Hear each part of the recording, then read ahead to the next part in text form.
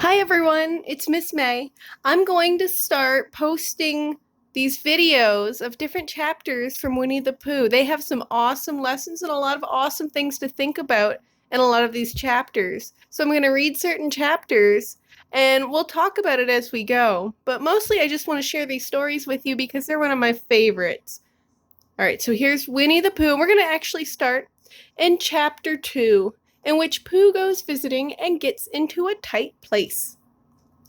Edward Bear, known to his friends as Winnie the Pooh, or Pooh for short, was walking through the forest one day, humming proudly to himself.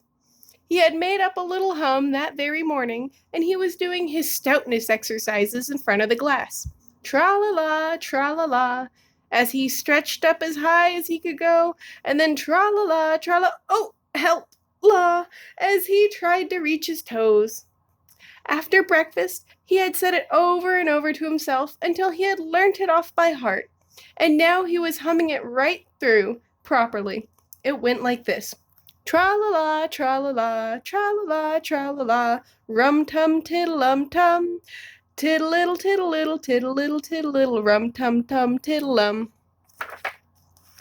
Well, he was humming this hum to himself and walking along gaily, wondering what everyone else was doing and what it felt like being someone else, when suddenly he came to a sandy bank, and in the bank was a large hole.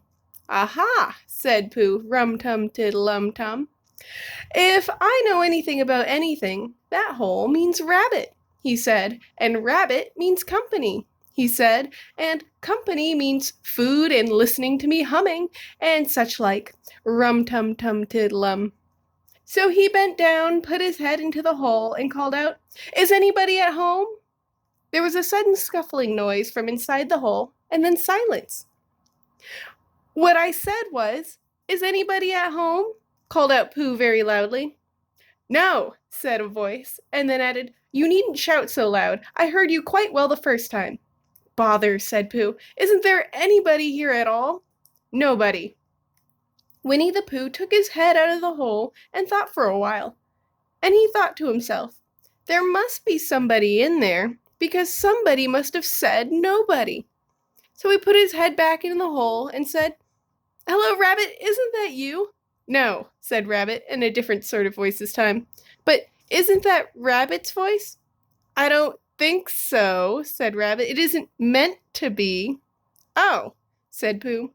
He took his head out of the hole and had another think, and then he put it back and said, Well, could you very kindly tell me where Rabbit is?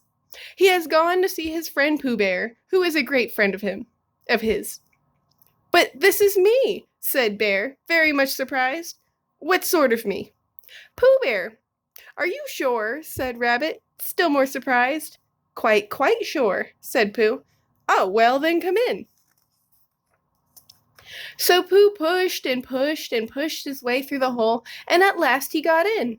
You were quite right, said Rabbit, looking at him all over. It is you. Glad to see you.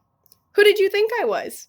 Well, I wasn't sure. You know how it is in the forest. One can't have anybody coming into one's house. One has to be careful. What about a mouthful of something? Pooh always liked a little something at 11 o'clock in the morning, and he was very glad to see Rabbit getting out the plates and mugs. And when Rabbit said, Honey or condensed milk with your bread, he was so excited he said both. And then, so as not to seem greedy, he added, But don't bother about the bread, please. And for a long time after that, he said nothing, until at last, humming to himself in a rather sticky voice, he got up, shook Rabbit lovingly by the paw, and said that he must be going on. Must you? Said Rabbit politely. Well, said Pooh, I could stay longer if you... And he tried very hard to look in the direction of the larder. As a matter of fact, said Rabbit, I was going out myself directly. Oh, well then, I'll be going on. Goodbye. And the larder is where they kept more food. Well, goodbye, if you're sure you won't have any more. Is there any more? Asked Pooh quickly. Rabbit took the covers off the dishes and said no, there wasn't. I thought not, said Pooh, nodding to himself. Well, goodbye, I must be going on. So what do you guys think so far? Is Pooh being a good house guest? What could he have done differently? What do you guys think? All right, well, let's keep reading. So he started to climb out of the hole. He pulled with his front paws and pushed with his back paws, and in a little while his nose was out in the open again, and then his ears, and then his front paws, and then his shoulders, and then... "Oh, help," said Pooh. "I'd better go back." "Oh, bother," said Pooh. "I shall have to go on." "I can't do either," said Pooh. "Oh, help and bother." Now by this time Rabbit wanted to go for a walk too, and finding the front door full, he went out by the back door and came round to Pooh and looked at him. "Hello, are you stuck?" he asked. "No," said Pooh carelessly, "just resting and thinking and humming to myself." "Here, give us a paw." Pooh Bear stretched out a paw, and Rabbit pulled and pulled and pulled. "Ow!" cried Pooh, "you're hurting." "The fact is," said Rabbit, "you're stuck." "It all comes," said Pooh crossly, "of not having front doors big enough."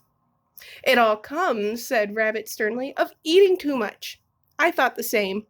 I thought it at the time," said Rabbit, "only I didn't like to say anything," said Rabbit. "That one of us was eating too much," said Rabbit, "and I knew it wasn't me," he said. "Well, well, I shall have to go and fetch Christopher Robin." Christopher Robin lived at the other end of the forest, and when he came back with Rabbit, he saw the front half of Pooh and said, "Silly old bear," in such a loving voice that everybody felt quite hopeful again. "I was just beginning to think," said Bear, sniffing slightly, "that Rabbit might never be able to use his front door again, and I should hate that," he said. "So should I," said Rabbit. "Use his front door again?" said Christopher Robin. "Of course he'll use his front door again." "Good," said Rabbit. "If we can't pull you out, Pooh, we might push you back." Rabbit scratched his whiskers thoughtfully and pointed out that when once Pooh was pushed back, he was back, and of course nobody was more glad to see Pooh than he was. Still, there it was. Some lived in trees and some lived underground, and... "You mean I'd never get out?" said Pooh. "I mean," said Rabbit, "that having got so far, it seems a pity to waste it." Christopher Robin nodded. "Then there's only one thing to be done," he said. "We shall have to wait for you to get thin again." "How long does getting thin take?" asked Pooh anxiously. "About a week, I should think." "But I can't stay here for a week." "You can stay here all right, silly old bear. It's getting you out which is so difficult." "We'll read to you," said Rabbit cheerfully. "And I hope it won't snow," he added. "And I say, old fellow, you're taking up a good deal of room in my house. Do you mind if I use your back legs as a towel horse? Because, I mean, there they are doing nothing, and it would be very convenient to just hang the towels on them." "A week," said Pooh gloomily. "What about meals?" "I'm afraid no meals," said Christopher Robin, "because of getting thin quicker. But we will read to you." Bear began to sigh, and then found he couldn't because he was so tightly stuck, and a tear rolled down his eye, and he said, "Then would you read us a staining book, such as would help and comfort a wedged bear in this great tightness?" So, for a week, Christopher Robin read that sort of book at the north end of Pooh, and Rabbit hung his washing on the south end. And in between, Bear felt himself getting slenderer and slenderer. And at the end of the week, Christopher Robin said, "Now!" So he took hold of Pooh's front paws, and Rabbit took hold of Christopher Robin, and all Rabbit's friends and relations took hold of Rabbit, and they all pulled together. And for a long time, Pooh only said, "Ow!" and "Oh!" And then all of a sudden he said, "Pop!" just as if a cork were coming out of a bottle. And Christopher Robin and Rabbit and all Rabbit's friends and relations went head over heels backwards, and on the top of them came Winnie the Pooh, free. So, with a nod of thanks to his friends, he went on with his walk throughout the forest, humming proudly to himself. But Christopher Robin looked after him lovingly and said to himself, "Silly old bear." All right, and that's the end of that chapter. So what did you guys think? Was Winnie the Pooh being a good house guest? And what about Rabbit? What were they doing when they were visiting?